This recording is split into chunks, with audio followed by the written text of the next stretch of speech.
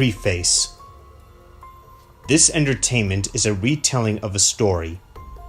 As in many retellings, especially adaptations across media, the original has been reshaped partly by the demands of this old format, the novel, but also by the talent, limitations, and moods of the author.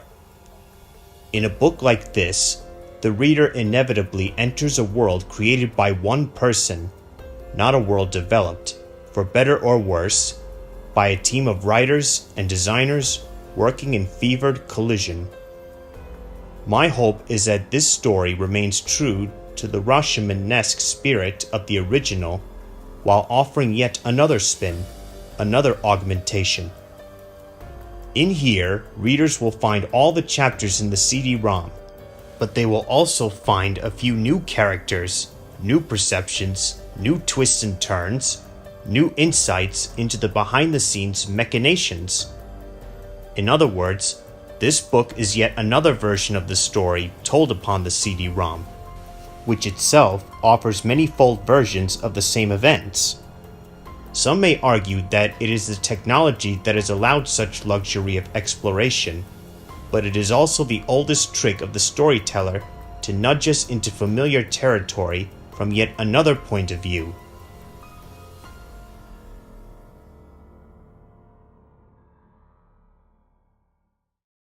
Hello, this is Son of Herodotus, and I've got a great compelling story for you.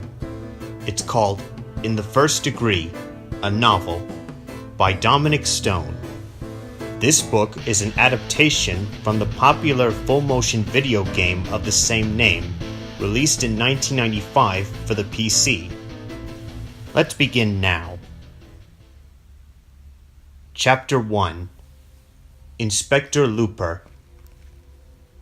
Sterling Granger slumped in the chair across from Julie Ann Wong and looked at her through the rising steam from his coffee cup. The district attorney looked back at him calmly, her head framed by the high back of her leather chair, which was in turn framed by a flood of morning sunlight. Late spring in San Francisco, and, for a wonder, not a shred of fog in sight. But Granger was in no mood to appreciate the weather. "You didn't get me down here on a Sunday morning to discuss the art scene," Granger said. "Come on, Julie, spill it." She shrugged. "But you do know who he is." "Yeah, everyone in San Francisco knows. Zachary Barnes, Barnes Gallery, represents James Tobin, who paints portraits of the poor and sells them to the rich. Big-time social conscience. Shows up at all the right fundraisers." "Barnes?" "Him too, but I meant Tobin," Granger said. "So?" Wong leaned forward, bringing her face out of the corona of sunlight. She didn't look pleased. "Zach Barnes is also the husband of Yvonne Barnes, the mayor's press secretary." "Nice work," Granger said. Yvonne Barnes, beautiful, sculpted, and black, was acknowledged to be Mayor Jack McKinney's major concession to the city's liberal voters, although around City Hall she was known, with respect but no affection, as the Ice Queen. "He's a lucky man." "He's also a dead one," Wong said. "Murdered this morning at his gallery. And it looks, Granger, as though James Tobin pulled the trigger." Granger sat forward. "Tobin? But he's world famous. You must be joking."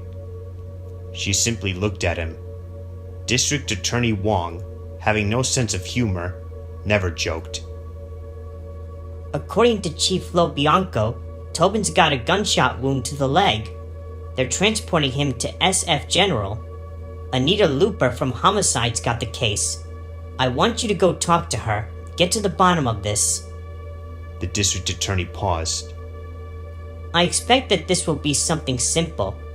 James Tobin, as you said, is a world-famous artist, and Yvonne Barnes is big-time politics.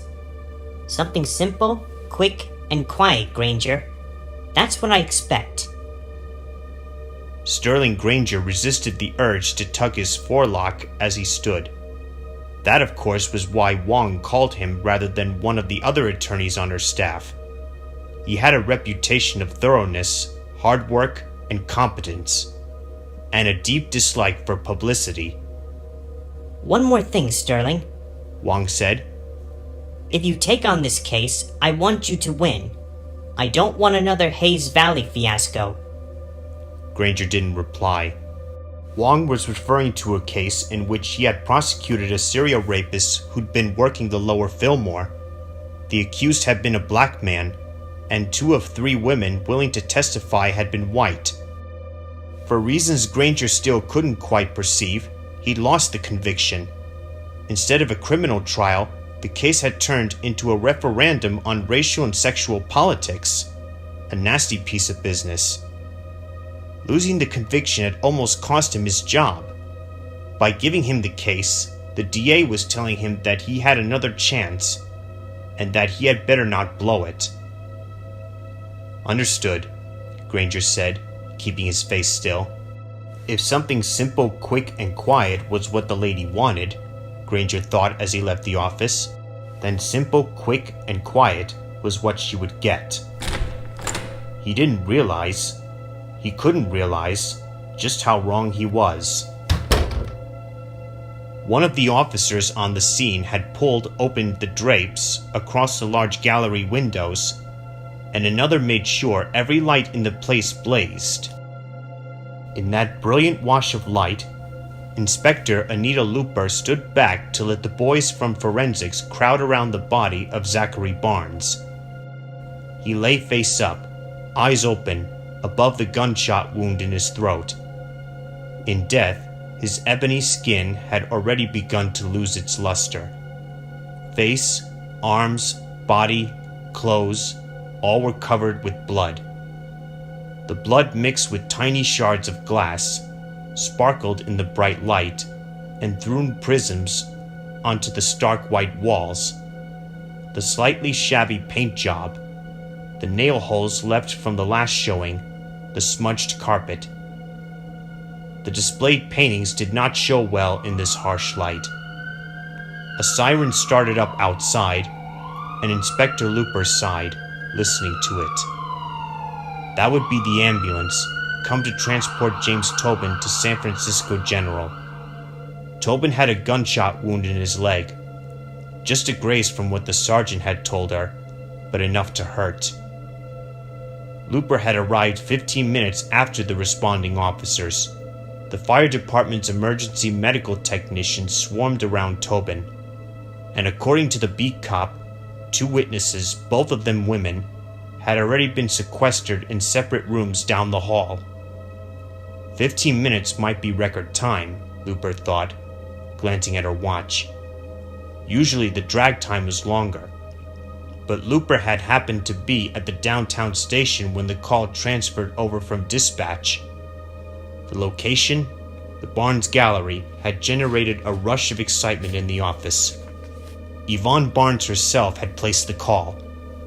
Like her husband, Zach, and the artist Tobin, she was well known in the city. Even Looper had met Tobin once at one of his openings a few years back. A gala affair, full of politicos and artistes, hobnobbers, and dilettantes. Looper shouldered her way between the arriving paramedics so she could look down into the face of the wounded man on the stretcher. The beat cops had gotten some preliminary information, but she hoped to get in a few questions before the paramedics hoisted him away. She waited while the EMTs briefed the paramedics, then packed their equipment and faded away. "How's the leg?" she asked. Tobin grimaced. Shock had tinged his pink skin white, making a stark contrast with his black hair. "It's not bad," he said, making a show of bravery, and knowing it. "It stings like hell, but the docs here tell me it's more blood than anything. I guess I'm lucky." "You're James Tobin?" "Yes." "The artist?"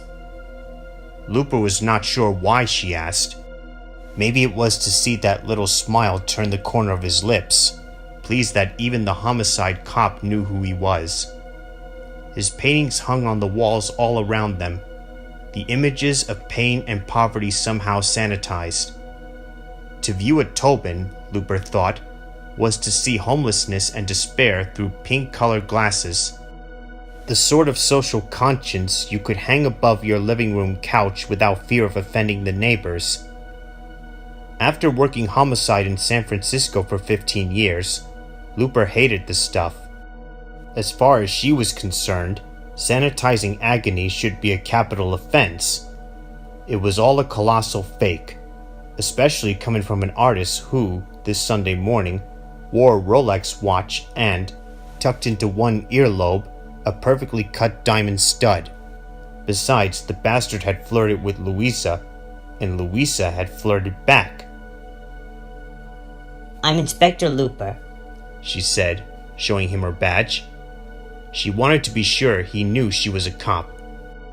"We met once before, at one of your openings." Tobin smiled again, bravely. "You think I remember the hair?" he said. Looper just looked at him, then deliberately pushed a lock of her wild red hair behind an ear. She turned to the lead medic, a young woman about 30 with blunt-cut hair dyed white as a sheet, a bright magenta streak down the center. Her nose had been pierced, and her ears too, in maybe half a dozen places, so a row of tiny rings ran down each lobe. The sight of this angel of mercy, Looper guessed, had probably pushed a few coronaries over that last edge. "Give me a minute with this guy." The medic hesitated. "I'd like to talk to the inspector," he said. "I don't think I'm going to die in the next few minutes." He smiled at the medic, flirting with her, and the young woman smiled and moved back. "What happened here?" Looper said, pencil hovering over her notepad. "He tried to kill me. "Who?" My partner, Zachary Barnes." Looper's deadpan didn't change. "What were you doing, the two of you, here on a Sunday morning?" "Talking business stuff. Then he came after me with a gun. He was freewheeling around, threatening me, and just as I got out of my chair, he fired." "Was he aiming for your leg?" She didn't allow the disbelief to tinge her voice. "My head. I got up so quickly I didn't even know he had hit me, and I leaped across the table to try and get the gun out of his hands. Then we came crashing down together, and that's when the gun went off, a second time." Something about the way he talked bothered her. He was cooperative enough, but seemed pretty lucid for a man who'd just been shot, and a bit too eager to talk. "Did you have your hands on the gun?"